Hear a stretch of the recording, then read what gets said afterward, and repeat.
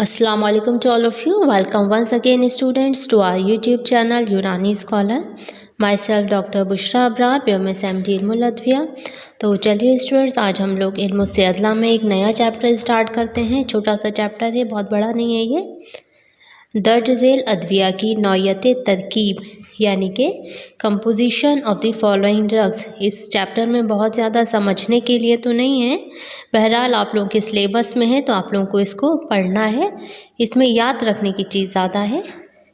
कुछ ख़ास दवाओं के बारे में, कंपाउंड ड्रग्स होती हैं ये अपने आप में, ये कई सारी दवाओं से, सिंगल ड्रग से मिलकर मुरक्कब होती हैं और इनका कंपोजिशन मेनली आपको याद रखना है।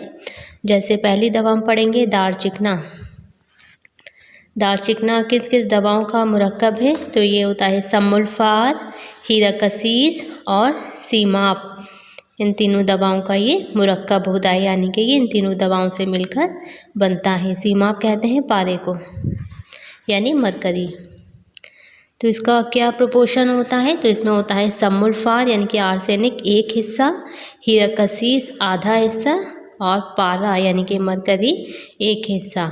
इन तीनों को मिलाकर खरल में डालकर खूब अच्छी तरह से खरल करके इन्हें एक बर्तन में गिले हिकमत करके 3 दिन तक उपलों में रखकर आँच देते हैं और फिर सर्द होने पर इसको निकाल लेते हैं। तो इस तरह से हमारा दारचिकना तैयार हो जाता है। फिर इसको महफूज करके रख लेते हैं। यही दारचिकना के नाम से इस्तेमाल किया जाता है। तो आपको मेनली इसका कंपोजिशन याद रखना है दारचिकना का। नेक्स्ट है सफ़ेदा काशकदी।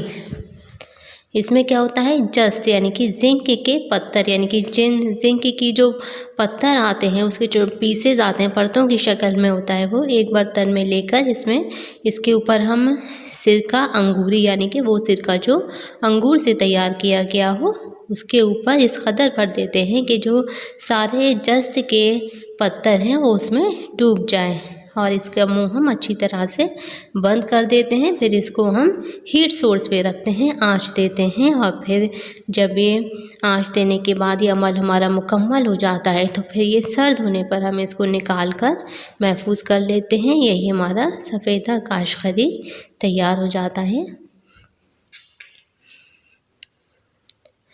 नेक्स्ट है रसकपूर। रसकपूर किस किस चीज़ों से मिलकर बनता है आपको याद रखना है। जैसे इसमें शामिल होता है पारा यानी कि मरकरी, गिले अरमनी, फिटकरी, नमक लाहौरी और किब्रियत यानी कि गंधक सल्फर। ये इन सब दवाओं से मिलकर बनता है। ये इन सब का मुरक्कब है, कंपाउंड है। पारा, गिले अरमनी, फिटकरी, नमक लाहौरी, किब्रियत, इन सब को हम वज़न लेते हैं, यानी कि सबको इक्वल वेट हम लेते हैं और इसको पानी के साथ खरल करके इसके खुर्स बना लेते हैं। छोटी छोटी इसकी खुर्स बना लेंगे और फिर इसको एक बूते में हम इसको रखेंगे और फिर गिले हिकमत करके इसको 3 दिन तक उपलों की आँच देंगे और फिर जब सर्द हो जाएगी हमारी आँच तो फिर इसको निकाल लेंगे और इसे महफूज करके रख लेंगे। नेक्स्ट है कजली। कजली क्या होता है?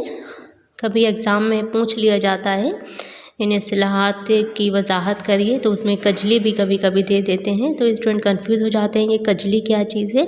तो कजली दरअसल क्या होता है? इसमें जो पारा मुसफ़ा और गंधक मुसफ़ा यानी कि पारा को साफ़शुदा करके और गंधक को साफ़शुदा करके इन दोनों को मिलाकर एक साथ इस कदर खरल किया जाता है कि ये काजल की तरह स्याह रंग का सफ़ूफ बन जाता है और ये काजल की तरह देखने में हो जाता है। इसी मुनासबत से इसको कजली कहा गया है। इसका काजल से इसकी कोई मुनासबत नहीं है, बस ये शक्लन ये स्याह रंग का सफ़ूफ बन रहा है काजल की तरह, इसलिए हम इसको कजली कह रहे हैं।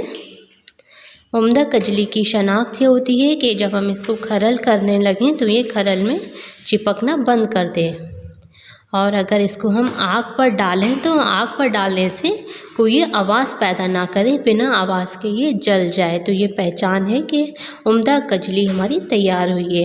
तो आपको याद रखना है कजली क्या होता है। तो पारा और गंधक को मिलाकर एक साथ इस कदर हम खरल करते हैं कि एक स्याह रंग का हमारा सफ़ूफ बन जाता है। यही स्याह रंग का सफ़ूफ कजली कहलाता है। Okay students, thank you so much. तो ये आप लोगों का छोटा सा चैप्टर था सैदला का जो कंप्लीट हो गया। अब हम नेक्स्ट चैप्टर पढ़ेंगे नेक्स्ट वीडियो में। अल्लाह हाफिज़।